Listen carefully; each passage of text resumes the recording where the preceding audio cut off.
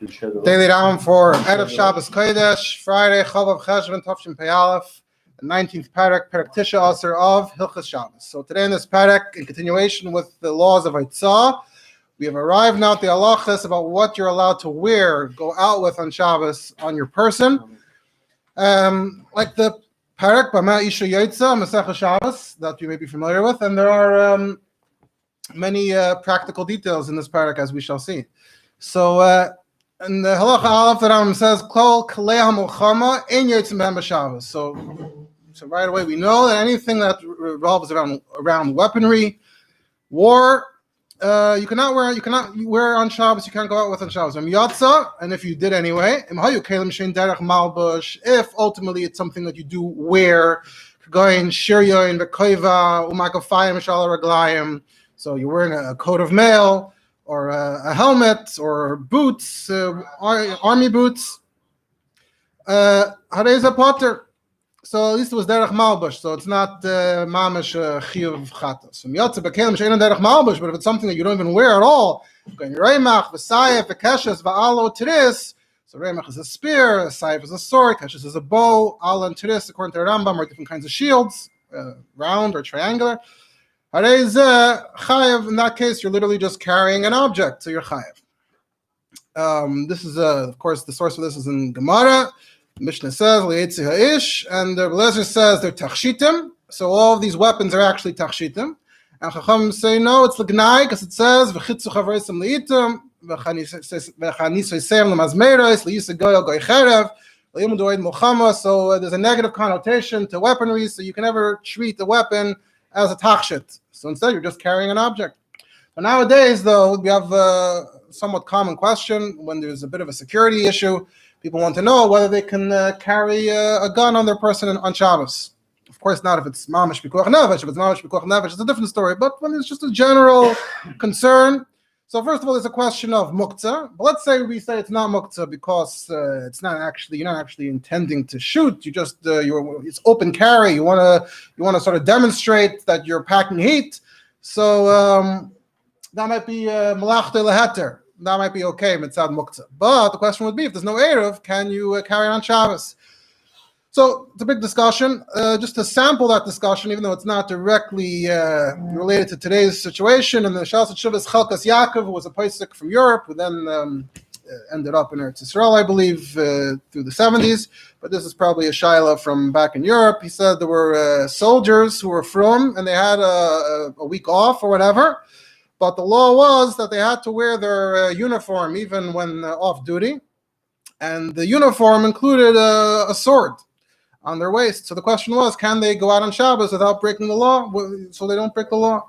So he said there's a Taz. The Taz says you're allowed to go out on Shabbos with a stick during the winter when you're going to walk over the frozen ice, and it's very dangerous. It's very hard to keep your balance on the frozen ice. So he says you're allowed to walk out with a stick just for balance because you're afraid to go without it. So it's like your shoe. It's like part of your dress. So maybe according to that, if the government says that you have to wear a sword, so it's also like a bit of a tachshit. Even though the Aliyah Rabbah doesn't necessarily, he's not sure if the Taz is right, and he answers, but it's not Chil Shabbos. The Hilchos Yaakov also cites the Noda B'Yehuda. The Noda B'Yehuda has a story, a discussion that there was someone who walked on some frozen ice with a stick, and another Talmud Chacham, I believe in Prague, Wolf Baskovitz, he said, you're wrong, you can't do this. You can't walk around with a stick on ice. And the Noda B'Yehuda said, oh, there's a Taz, the Aliyah Rabbah. So the truth is, though, the Taz was talking about the situation where it was a very steep area, there's a lot of ice, and here this guy was walking on maybe, just a little ice on the sidewalk. It wasn't a big deal. But even though it's not quite what the Taz was talking about, the Noda B'Yehuda said that you can't mamish go after this person and say that he did the wrong thing. However, the Hilchos Yaakov says, Lav Dafka, this comparison holds up, though, to the sword, because when you hold a stick, at least it's helping you walk. So we say it's an extension of your foot. This is how you're walking. You wear shoes to help you walk. You're holding a stick to help you walk. Here, the sword is not aiding you when you're walking in any way. It's just on you. So then he suggests another reason that if it's used for weaponry, Chazal are talking about the weapons that are used for war. But here, this whole sword seems to be pretty decorative. So if the whole purpose is decorative, so then it's like any other ornament that you're wearing on yourself. So maybe it's just a tachshit. And then the Hilchos Yaakov cites a very interesting halacha that people also have brought up recently with the shaila of wearing masks on Shabbos, which we're not going to go into here. But one of the interesting related halachas is that the Zerua mentions that in Europe, in the Middle Ages, they started forcing the Jews to wear either armbands or the star or whatever it was. They had to wear something on their clothing that they wouldn't otherwise ordinarily have worn. It was simply a gzeira.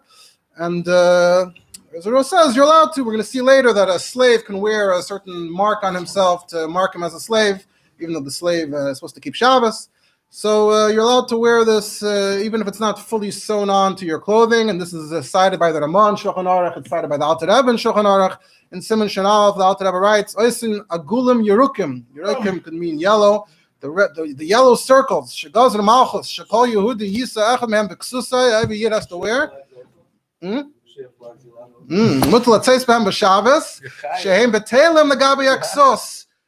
bottled to your ksos, even though they're not sewn on, they're just a little attached. But there it's because of Gzeiras Malchus. So that's another source that's related to this. So the Hilchos Yaakov in that situation said, if you talk wearing the sword the whole week, and that's the law, so then we can compare it perhaps to the yellow circles. That was one case, not mamish modern day, but in the last 100 years or so, where a discussion about a decorative weapon. Halacha Beis. So a sandal masumar is a sandal that was studded with nails. So you're not allowed to wear that. Now I feel the Yom Tov goes there's even a gzeira not to wear it on Yom Tov. I believe that has to do with the Ma'aseh Shahaya, that there was a stampede and people were injured. You're allowed to wear a belt, some kind of decorative belt that has pieces of silver and gold, the way the kings wear. Because that's a tachshit. And now here's a rule. We're going to have a few rules along the Perek. Anything that's a tachshit essentially is mutter. But as long as it's not loose, because then it might fall, and then you want to go retrieve it, and then you're carrying for that reason. The Maggid Mishnah mentions that actually when it comes to the sandal hamasumar, actually the Gemara talks about that. That's not so simple. Sandal hamasumar is always also. It depends if the nails are there to strengthen it, or they're there just to be decorative. If it's lanoi, it's mutter, and then there's machlekes there. What is considered noi? And there's other hatadim there in the Gemara that if you covered the whole sandal with masmerim so that it doesn't get worn down by the earth or whatever. He says the Rambam just mentions sandal hamasumar without getting into the details, because we don't have all these other. The only thing we have are these the boots that have it l'chazik. We don't have all that other stuff, and even the Gemara wasn't so clear, so that's why the Rambam sidestepped all of that. And again, the Avneit, the Maggid Mishnah quotes among other things that Mikan Hev Yiraya Rabbeinu Tam, that there's no gzeira by tachshita ish. You're about to learn that when it comes to women, it's not so simple with tachshitim, where they might take it off, show it to others. But from here, the avnit, which is purely a tachshit for a person, and we see for a man, and we say that it's mutter. So from here, Rabbeinu Tam cited the raya that we don't have this gzeira. He says, "Sha'ish enam espar b'tachshita." Men don't show off their jewelry, even if they're wearing it, the way women do.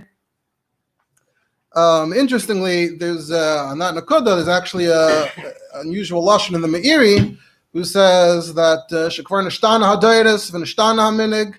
V'nasu mitzvah shachtzanim ba'anoshim umavim ma'isel atachshit v'hareim nasa meslam kanoshim, that some of the roles may have gotten a bit reversed, and you might have men that are like that. So the question is, to what extent do we follow the Metzias at a given time? But Dinah de Gemara, we don't have this gzeira for men, but we are going to have the gzeira for women, as we shall see. Halacha Gimel. So this is where we start talking about men versus women. Tabal sheish ala chaysam b'tachshit ish. So a ring with a signet on it used for signing. That's a tachshit for a man.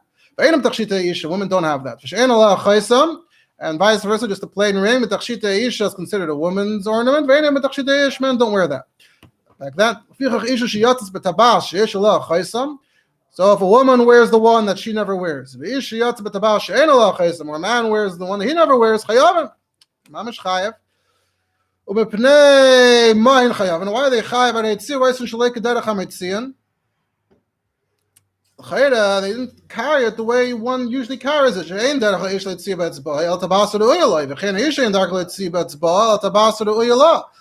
seemingly men only wear the one that's for them. So by wearing this other ring, it's just like he has this random object on his finger. That's not Derech HaMetzion. That's not how you're supposed to wear it, and vice versa. So the answer is, Rambam says,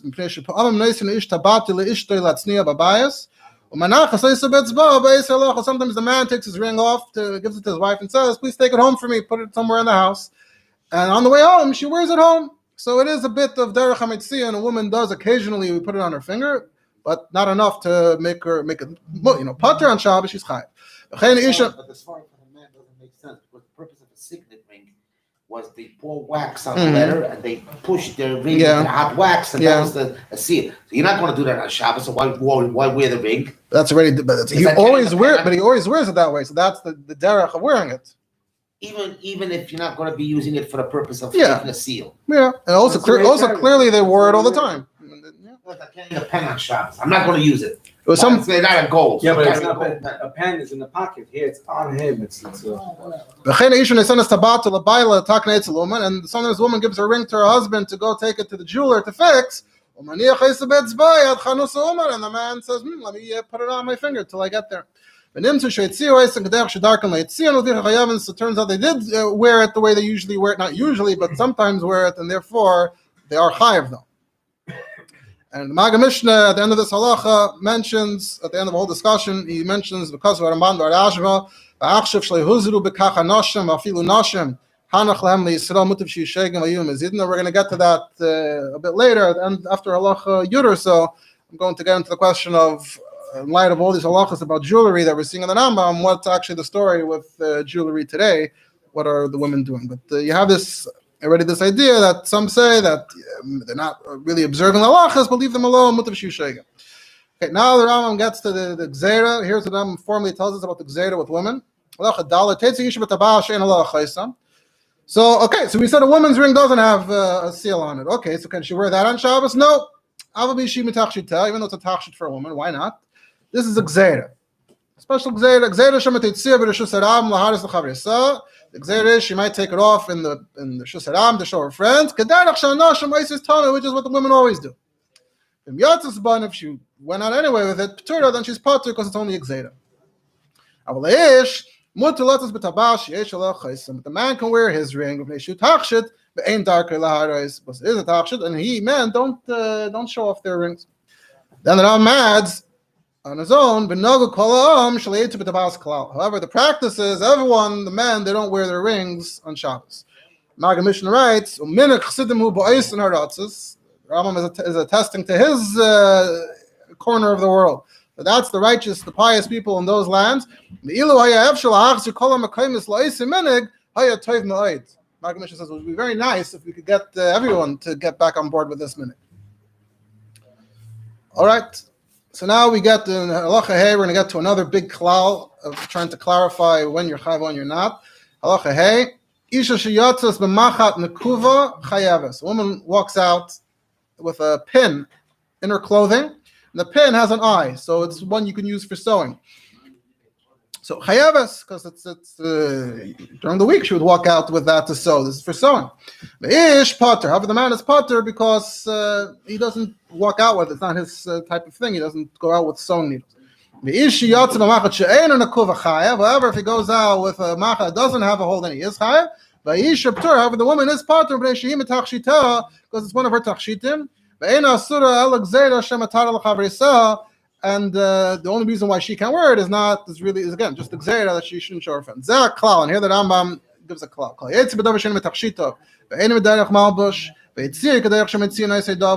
So if you're wearing something, it's not a tachshit, and you're not wearing it like a pin, and you took it out of the manner in which that's how you wear the pin is in your clothing, then you're chayav. Let's say it is a tachshit, but it's loose. It might fall very quickly, and you might end up having to retrieve it and carry it. And another thing, or a woman who wears her jewelry and it's the kind that she takes off to show, you're not allowed to, but you're potter. And if it's a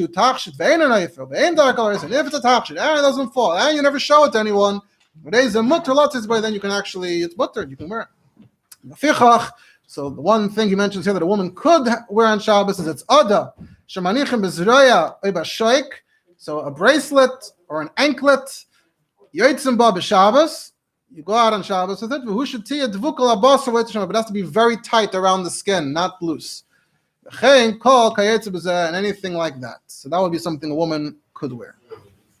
Now we're going to continue discussing different things a woman cannot wear on Shabbos. Halacha vav.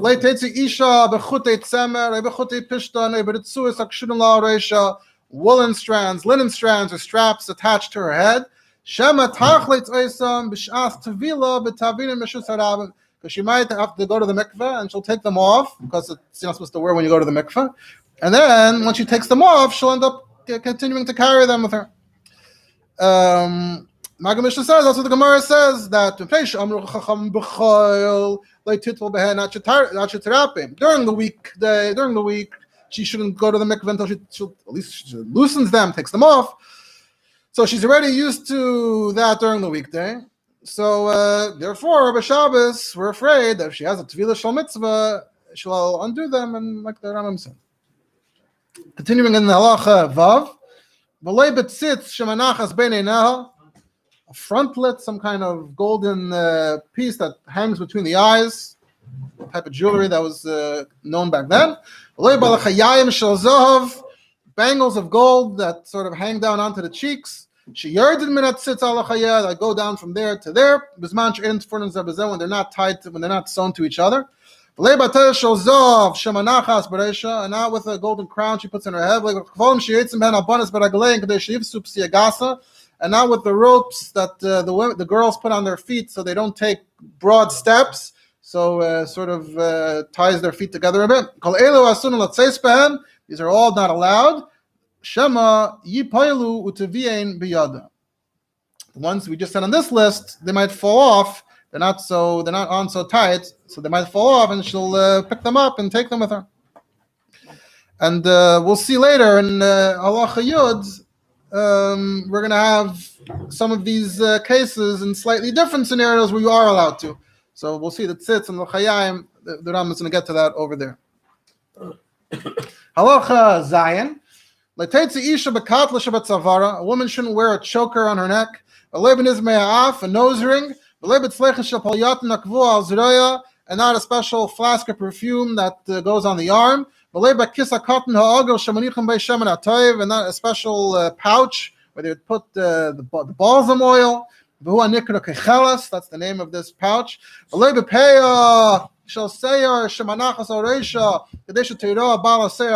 now with the wig, the hair she puts on her head, so she appears to have more hair for a woman who doesn't have a lot of hair. And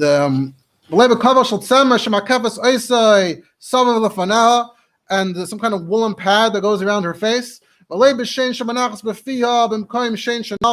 a false tooth that you put where a tooth fell out. And not a golden crown that you put over a tooth that turned black, or some kind of red blemish in her teeth.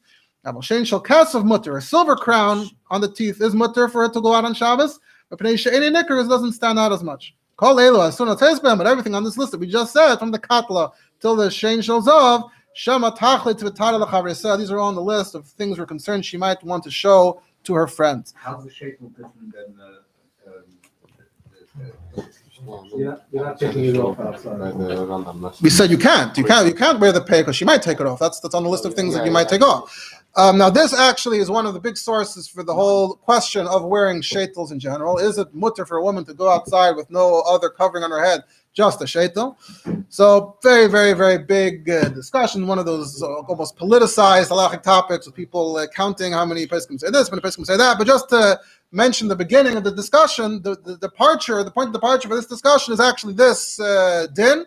The Shilta Gibayrim on the Rif of Yeshua Bayaz lived in Italy around the 1500s or so. So he said, from here we see that if they just use their own hair to cover their hair when they're married, sounds like this is what something they're allowed to do. And he explains, Ser Be'isha Erva is only if it's attached to her, and you're able to see sort of the natural skin under the hair. But if you're covering yourself over with a wig, so it's not Ser Be'isha Erva, her head's not uncovered. Doesn't matter if it's her hair or someone else's hair. So that's the point of departure. Of course, then many other people have many things to say about that. And we'll leave it at that. Halacha ches. Kol she'asir chacham latzes bay. L'reshus harabim. If chacham say you're not allowed to wear it outside in the street, also latzes bay afilu b'chatzer she'enim arnavas. Then you can't even wear it in the yard where you didn't make an eruv in the yard. Chutz mikavul upeya shel seir, except for that woolen thing that goes around the head and the wig, which you're allowed to wear, because these are things that simply, if a woman didn't have them, it looked embarrassing to her husband. We don't want it to look put in a poor light in her husband's eyes. So those things we allow, and the chatzar make an exception. And if she wears that perfume thing on her arm and there's no perfume inside, then chayavis, then she's mamish chayav, because what is it? It's just an object that's attached to you. So the Maggid Mishnah explains this issue with the chatzar. So the Rambam says, according to the way the Rambam understands the Gemara, is that the Gemara mentions something about a chatzar. So he says it's talking about she'enim muravas, because if it had an eruv, then that would be just like your house. And if it was usher to wear these things even in your house, maybe you'll forget and carry them outside. That would be a big chiddush. The Gemara should have said you can't wear them in your house. The Mishnah, Gemara should have said you can't wear it in your house. It didn't say it. It said chatzar. So it sounds like in the bias it's mutter. What's the reason? So what's the reason that it's also to go into the chatzar? Because generally you know that whatever you can't carry into the street, you can't carry into a chatzar that doesn't have an eruv. And since these things are a malbush, really you are allowed to wear them even in the Reshus Harabim, but in the Reshus Harabim we have a chashash of Daled Amos. In the chatzar we don't have that chashash, but we have a chashash that if you carry into the chatzar, they'll say, okay, if I can carry into the chatzar, I can carry into the Reshus Harabim. Usually it's the same. Why would I be able to carry into the chatzar but not the Reshus Harabim? So therefore we said, don't take it into the chatzar if it doesn't have an eruv. And if whatever you are allowed to wear into the chatzar, that's something you're allowed to wear into the Reshus Harabim as well. So that's how it works. He says a lot of Mefarshim also agree with the Rambam. However, the Ramban and the Rashba, they say that it's also usher to wear these things in your house. So all this jewelry, not only you're not allowed to wear it in the street, you're not allowed to wear it in your house because you might forget and go outside. And they hold that the chatzar is a chatzar that is muravas. So if the chatzar is muravas, then there's no difference between your house and the chatzar. However, you're all allowed to carry it in your house in your hand, because then we're not concerned that you're going to walk outside while you're holding it in your hand. But to wear the jewelry, according to the Ramban and the Rashba, even in the house. Halacha tes. That's not the halacha, is it? So we're going to get to that at the end of after halacha yud. I'm going to sort of sum up the whole issue that how do we look at the whole question of jewelry nowadays. No, not just that. The whole musik of not being able to carry a shus yachid is like a chiddush. Right. So halacha tes and yod, these are taking examples that we mentioned earlier, and now we're saying how you could wear them in oifen hamutter. So yetze isha b'chut yisayach shudon la reisha. So if those strands of hair are tied to her head, so then it's okay, because in this case it wouldn't be a problem of chatzitza. The water enters, and so therefore so therefore even if she does go to the mikvah, she won't take them off, not on the weekday, not on Shabbos. So if she's not going to take them off for tevilah, we're not going to make exera. It doesn't matter if they're actually the hair originally came from her or from her friend or from an animal, as long as it's tied to her. And an older woman shouldn't wear a younger woman's hair, because that's very beautiful for her. That might be something she might be tempted to show her friends. But a young woman can wear an older woman's hair. And if it's like a weave woven in, then she can wear it on her head. Halacha yod isha b'chut. She's allowed to wear strands on her neck. It's like a katla, she's not choking herself. And it's not a chatzitza, so it's not a problem. It's not one of those problems. But if they're colorful, then it's also again, it's too beautiful. Not show it to your friends. We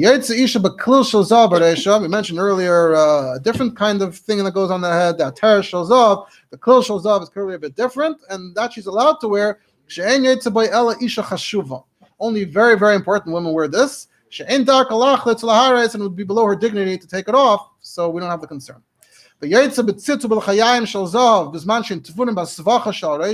And she's allowed to wear that thing between her eyes or on her cheeks if they're attached to her hairnet on her head so that they don't fall, because that was the concern there, that they might fall. So if we don't have that concern, then it's not a problem. And that's anything like that.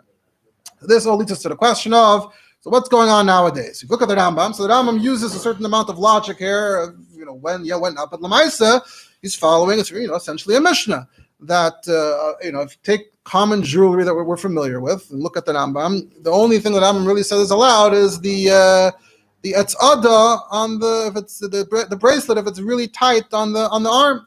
Interestingly, the Rambam does not mention regular earrings. Later, we're going to see that it talks about pieces of wood in the ears, and that was supposed to keep the hole ready for little girls until they were ready to wear earrings. But for some reason, it doesn't discuss nizmei ha'ezen, very interestingly. Rashi in Gemara Shabbos regarding earrings says that it's mutter because it's tricha l'milsa. It would be too much of a bother to take it off because the ears are also covered with stuff. So to start digging in and taking off the earrings. However, the Ramah and Shulchan Aruch actually says, if it's a place where the earrings are visible and the ears aren't covered, then if all the other jewelry is aser, so then the nizam shabayizim would also be aser because you can take it out. But interestingly, like I said, the Ram doesn't talk about it. But according to the Ram, it's aser to wear a nose ring, a choker, things on the cheeks, in the eyes, a crown, a ring. These are all things that Ram said a woman's not allowed to wear. Allah Lamaisa. If you look in the Shulchan Aruch, so you look in Siman Shin Gimel, so the Mechaber first goes through all the dinner more or less like the Rambam. Then you got the Sif Yud Ches at the end, the long Sif, and then he brings us 3 shittas about Nadar Rosh Hashanah. You have the Rambam that we said. The Rambam says a chutzner that doesn't have an air of no, but a chutzner or a house that has an air of yeah. He brings the Ramban, the Rashba, and the Ran who say it's even nicer in the house, and then he says you have Taisvis Torah that say that's even mutter in a chutzner without an air of. And then the Mechaber gets to the point and says, all the women, they're wearing all the jewelry. So even though the Rambam doesn't mention anything about it at all, it seems like it's so straightforward. But a lot of Rishonim already are talking about the hips. The women are not, don't seem to actually be following this halacha. So the Mechaber sums up and says, V'yesha amru dimidina asurais. And that was maybe what the Maggid Mishnah quoted earlier from the Ramban and the Rashba. That really it's asur, but they're not going to listen to mutav shishaygas. In Mitzayin, there's a Taisvus in Shabbos about this that tries to offer some justifications, but ends off Seif Dover Amra Kadmoinim Mutaris Latzis Behen Demutav Yushaygas. Then the Mechaber goes on and says V'yesh Shalom Du Aleim Schos, that it's based on the Taisvus and the Torah that say that you're allowed to wear it in a Chatzah She'enim Moravis, even without an Erev, you're allowed to wear it. And now we don't have Rosh Hashanah. So the street is also a Carmelis. So essentially it's one big Chatzah She'enim Moravis, so that's why it's mutter. Which doesn't really fit that wouldn't fit with the Rambam though. The Rambam said you're not to wear it in a chatzah she'enim moravis, but Taisvis has a different opinion. That's when the Mechaber stops. So the Ramah comes and says even further, because now tachshitin are very common and they wear it even during the weekday. Here it sounds like it's like a once a week occasion. You're wearing tachshitin on Shabbos. Well, let me show you my tachshitin. But now that they wear jewelry all the time, so we have no chashash. They're going to take it off like back then. Back then it was only on Shabbos. He's mitzayin to that Taisvis, which brings the svara. However, the taste was there, like I said, the taste was there concluded, Mutav Shiyushagas. There's also Hagoyes Alfasi, the Shulti Agibairim, that also says that the Didam, Bein B'chel, Bein B'Shabbos, or Gilin L'Leif Sham, even B'chel, it's a Tachshit, so it's not a problem on Shabbos. You look at the Alter Rebbe Shulchan Aruch, though. Very interesting. The Alter Rebbe again goes through everything. Then he gets to this discussion at the end. It's a huge sif, it's like 700 words. And he quotes the ideas of the Mechaber and the Ramah. But then it's very surprising. At the end he says, This whole discussion was just about when to make a macha, when to tell people off. Everyone should be machmir. What's the svara hashniya? Not even inside the house. That's what the Alter Rebbe says. In a situation where you need to yismech al svara rishayna shenizbar l'mayla, which is the middle one that in the house it's mutter, but it's usher outside like the Rambam. That's all the Alter Rebbe says. That's how it concludes in the Alter Rebbe. Mishnah Brura also in Bir Halacha says, Mashma, we're not samech on these Tatum so much. It's just not to be meicha. He seems to be following the Alter Rebbe. Look at Kitzur Shulchan Aruch. Kitzur Shulchan Aruch also says, "Achshin espashon haminik lahatir v'apoiskim kosu v'tayim mozev v'yesh shemayim v'yesh lahachmer alatzmai." However, the Aruch HaShulchan, he's the one that's cited a lot. So he brings the different discussions. Then he says, "V'oy tam yesh b'zel aniyas daiti." Well, he has two has one svara he mentions before that. After he quotes the Rambam said that Terei Tachshit nor comment. He has another thing. He says that the klil, we said the Isha Chashuva doesn't take the klil off; it's below her dignity. So he says, "Nashididan kulan chshuva." Saying today, all women have a gather of chshuva, so they all below their dignity take off any jewelry. Back then, women were confined to their homes; they didn't even get to leave the house. So if they finally got to leave the house, they were they were covered, and they didn't have patiknesiyah shalnashim. The women's section in the shul wasn't invented yet, so they barely saw each other. So if they mamish met each other on the street, it was like such a big simcha. They wanted to show each other the jewelry. But today, women, they go in the streets, they go in the markets, they go to each other's houses, they see each other in the Viber shul. So you have so many opportunities to show your jewelry that you don't need to do it dafka in the street. And he says, we say even b'choil, b'yomtiv. You ever saw a woman take her jewelry off in the street to show? No one's doing it anymore. Look in the Ketzos HaShulchan, who's about Pesach. So even though in the top he goes without the Rebbe, but in the Haaretz he quotes the Aruch HaShulchan, those who are matir. It sounds like Lamaisa, and other Litvisha, all the the Pesachim today seem to say it's okay. And we never heard that. I never heard that anyone's machmer to follow this. Even in Chabad, never heard anyone make a that the Alter Rebbe holds differently. I also didn't see there's anything from the Rabbeim about this. What do the Rebbeim's Rebbitzins do? One thing I've seen people mention is that the Rebbe, when he was in the shul, he would have the handkerchiefs in his pockets. Although, so that ties in a little bit to the discussion of wearing things, keeping things in your pocket or wearing things in the house when you're concerned that you might take it outside. Very interesting that the Alter Rebbe says what he says. And yeah. All right, moving along.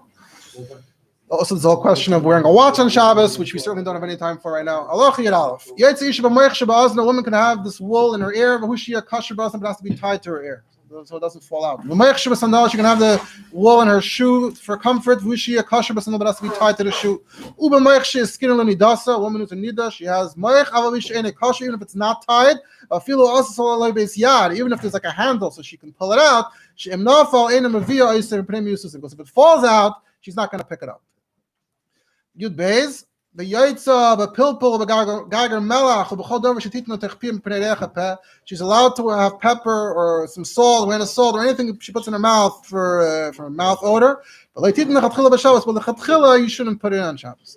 B'yaitza nashim b'keisam and Shabbat's name. So this is what I mentioned, that the women are allowed to wear the pieces of wood in their ears, and Magamisha quotes from Rashi that the little girls, they already got their ears pierced, but they don't actually wear the earrings till they get older. So until then, they have strings or pieces of wood in their ear just to keep the piercing. You said this thing about putting it in your mouth for bad breath. So that wouldn't be like chewing gum, right? Or a cough drop. Right. So leitita in lechatchila b'Shabbos.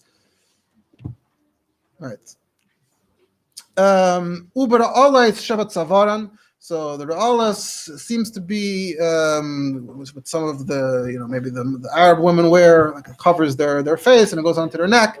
Aisha B'Ksusan, although it seems to also have some kind of Ra'ala Shabbat Savar and Aisha B'Ksusan implies that there's something attached to it that's on their clothing. Uber did have paraf. Did is also like a big head covering, but there's also a part that you sort of want to tie to your shoulder. And tying it to your shoulder, attaching it to your shoulder with something is called paraf, as we're about to see. So these are things they're allowed to wear. She's allowed to put a stone or a nut and then use it like a button to sort of button it over. But she shouldn't do it as a trick and say, I'm buttoning it over the nut, but then she's really just taking it outside to give to her child.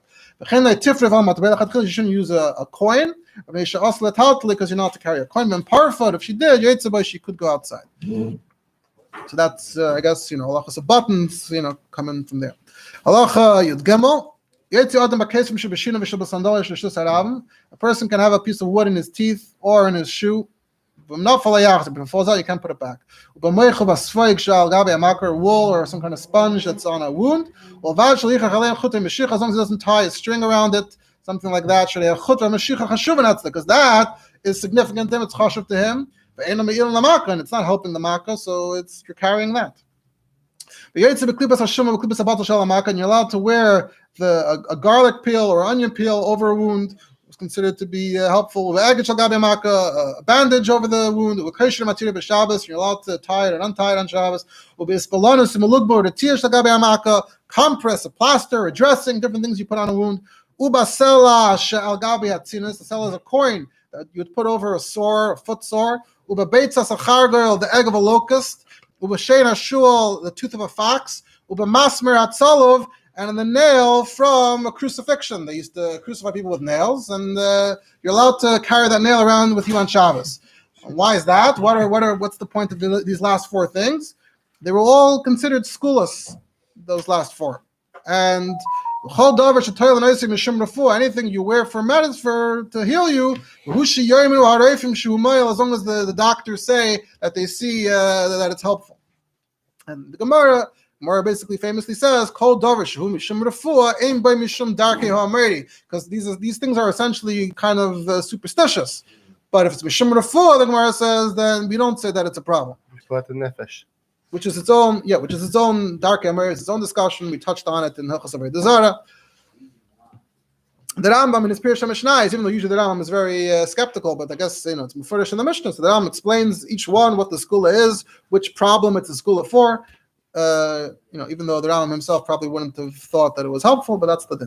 Halacha Yudaled, Yaitza Isha be'evan tekuma, a stone called tekuma stone. It was a big segula stone. Ube mishkal evan tekuma sheneskav nishkal, or the weight of an evan tekuma. That was also considered to be helpful. If you weigh the evan tekuma and you weigh it for refuah purposes, you're carrying around the weight. That's also okay. And not just a pregnant woman, any woman, because maybe she'll become pregnant and she'll have a miscarriage, so they're always concerned. So they always wear it as a skula, something they always wear. But you're allowed to wear an expert kameya, an amulet. How do we determine whether it's a good amulet? Either it healed three people. Either the kameya itself already healed three different people, or the person who made it healed three different people with other kameyas. So that's the famous Gemara, Ismechi Gavra, Ismechi Kameya, whether the kameya has been proven or the person has been proven. And if you wear a kameya that's not from an expert, you're potter though, but you are wearing it, so it's not mamish carrying. Potter, and the same goes for someone who wears tefillin on Shabbos, it's not hitzah. Halacha Tesvav. Someone who has a wound on his foot, you can wear one shoe on his. You can't wear a shoe on the injured foot, so he's allowed to wear one shoe just on his healthy foot. But if you don't have a wound, then you can't walk out with one shoe. A small person shouldn't wear a large shoe, but he can wear a large piece of clothing. That's not a problem. Woman shouldn't wear a loose shoe. Which, by the way, flip-flops might be something like that, might be a problem. That would be that's a different point, but the minol rafui, something that can fall off. And a new shoe that she hasn't worn at least for an hour before to break it in. Someone who's one-legged cannot wear his wooden leg. And katman shel eitz. Now the word on katman, there's a lot of perushim in the Gemara, and it's perushim in the Rishonim and what the Gemara says, but understand that the Rambam says that on katman are wooden shoes. You don't wear them on Shabbos, which is not something you wear. However, if you wear it, you walk out with it, turn on your potter. It's Zion. You can't wear a fake leg. I think maybe it wasn't connected. I think. It depends how it's connected. Yeah, I think it was just. I'm sure there are a lot of halachas about that. Didn't have a chance to look into those halachas. To Zion. What's the difference between that and the cane? Right. So clearly, if it is considered an extension of your foot. I think the problem is that if it falls, you actually have to limp away to put it back on, as opposed to a cane, which is your derech of holding it. The whole issue is it's not necessarily that you're wearing it, and that's the carrying. The carrying is if you're taking it off. And then you're walking. So if it's not attached and you're not holding it like a cane, it might be more of a problem. So, but that's okay. Halacha to Zion. Yaitzin ba pikayin ba tzipa shebarashi balech hataten. People that have sores on their heads can wear tufts of flax or a woolen wig. That's Pikarian and Tzipa. If you dyed them and you wrapped them around, you already wore them for an hour. If you didn't do anything with them, then it's not, I guess it hasn't really settled onto your head. You haven't become accustomed to wearing it the way it is. Different things over you for rain. So a coarse sackcloth, a tent cloth, a thick woolen blanket, a coarse wrap. You can't have a chest, a container, or a mat on your head to protect you from rain. A karva, a kess, a pillow, and a blanket. They're soft and empty like clothing. You can wear it on your head like clothing. But if they're thick, they're tough, then it's like carrying a weight, and then it's asur. If you have bells sewn into your clothing, you're allowed to wear them. A slave can have this mark on his neck that's made out of some kind of mud or clay. But not a metal one. Maybe the metal one will fall off and he'll carry it. The Eved also has to keep Shabbos. Now a bunch of halachas here, and you tell some about a talis. Sort of the way we wear a talis, which is not how they wore a talis back then. So if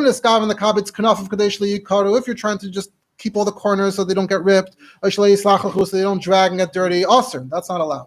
You keep some of this noise, but if it's to show off, to look nice, then it's mutter. Obviously, we wear the talis, we wear it, it's not a problem. If you walk out with a folded talis on your shoulder, you're chayav. But you can have a different garment or wrap on your shoulder, even though there's no string attached to your finger. But if the sudar that goes over your head doesn't cover your head, and most of you, then you're not allowed to wear it. Another one of these types of coverings. It's short, it's not wide. So what you can do is you can tie it, the two ends under your shoulders, and then it's sort of like a belt going around you. But that would be something you would be allowed to wear. Let's say you have a talis that hasn't been sewn so well, and there's just loose strings sort of hanging off the end. Doesn't look very nice. So even though they're long, even though they're not adding to the beauty of the talis, because they're bottled. You don't care if they're there or not. And therefore, if you wear a talis that doesn't have the tzitzis on it properly, you're chayav. These strings are important to you, but you're thinking about them until you add the missing strings. And will become tzitzis. But if a talis does have tzitzis, you can wear it by day or by night, because the Maggid Mishnah says there may have been someone who held that you're not to wear it by night because it's not zman tzitzis, so you're carrying tzitzis on you shalei b'makom mitzvah. But the Rambam says because once you have complete tzitzis, then it's not like carrying a weight. It just adds to the beauty of the beged. It's part of what the beged needs. Like a seam. And if it was a problem, by the way, the Rambam says, then you'd be chayav even by day. By day it's a mitzvah. So mitzvah of tzitzis versus the isra of itzah. She'em mitzvah say she'em bakares doicha Shabbos. Mitzvah say of tzitzis which doesn't have kares would not push up Shabbos. That's why it's a lucky thing that it's mutter. So therefore we don't have to run. What means that the tzitzis are on properly, the kosher way, that it's kosher. Just the 2 lines ago, he said you're allowed to walk out with a house that's on there. We said if there's malal, just random threads, then it's okay. If it's not kilchasa, then it's not okay because it's sort of like it's not serving its purpose, and you're thinking about it though. So it's sort of on your mind. I have to add more strands to my tzitzis. It's not like you're ignoring it like the malal. So you're saying if it would be chayav, it's just a what if. Zanam says, by the way, you could wear it. If it's that's all you say. Yeah. Halacha Chaf Aleph, professionals that wear things on them for their profession. By the way, the Maggid Mishnah mentions regarding the tzitzis that it says in the Gemara that if a person is in a carmelis and a thread of the tzitzis gets cut off, you're allowed to continue wearing it till your house. You don't have to take it off because God will cover abrius shadoicha leisasa shel devreim. Leisasa dirabanon cover abrius is stronger. You don't have to embarrass someone and make them take it off. A tailor shouldn't have a needle in his clothing. A carpenter with a wood behind his ear. A weaver with wool in his ear. Someone who cards flax with a string around his neck. A money changer with a coin in his ear. Someone who dyes wool with a sample in his ear. If he did, he's even though this is how professionals go, but it's not considered the way carrying things properly is.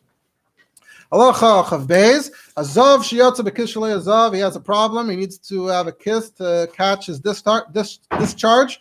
Chayev. The only way you take it out is this way, and you're chayev. Even though he's not trying to carry and bring something somewhere. He just doesn't want to get dirty. You're still chayiv, even if you don't need the actual act of carrying. And here the Rambam just adds a few more halachas that relate to carrying, because this is the last Perek that's really talking directly about carrying. You find tefillin outside. What do you do? You wear them normally in the proper way. You take it off in the house. If there's many pairs, do the second one like this. Until you get them all in. If there are a lot, and there's not enough time to carry each one in like a malbush, so then you just stand there till it gets dark. Shabbos, you bring them all in, you just pick them up. And if there's a threat, you're afraid to be seen sitting there because of the goyim. Then you just cover them up and you leave them and you go. That's it. You have no choice. Listen, if you're afraid because of the robbers, then you can take them all at one time. You can't carry Dalan Amos, so less than 4 Amos at a time. Or, as we learned earlier, a different Perek, you can give it to your friend who's within 4 Amos of you, and his friend in this manner, until you get to the outer yard of some house. If they have their straps, and they have the kesher, because then they're for sure tefillin. But if they don't have the straps, who knows what this is? You find the Sefer Torah, you watch it until it's dark. And if it's dangerous, then you have to leave it.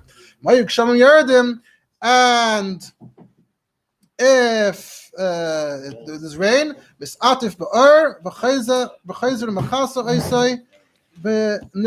you can wrap yourself around with the Torah apparently, and you can carry it. You're wearing it now. That's what it seems, yeah. And you cover yourself, cover it over, and you walk. Another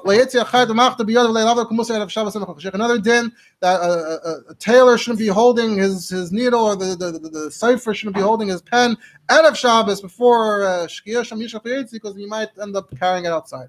You're supposed to check your pockets for Shabbos, unless you might forget something and carry it. You're allowed to wear tefillin and have Shabbos. Because you're always supposed to be touching your tefillin while you're wearing it. For those who wore it all day, you're not going to forget about it. What if you forget? What if you did forget? You went outside and you realize it's still on your head. You cover your head. Or the base of medrash till you get home to the base of medrash.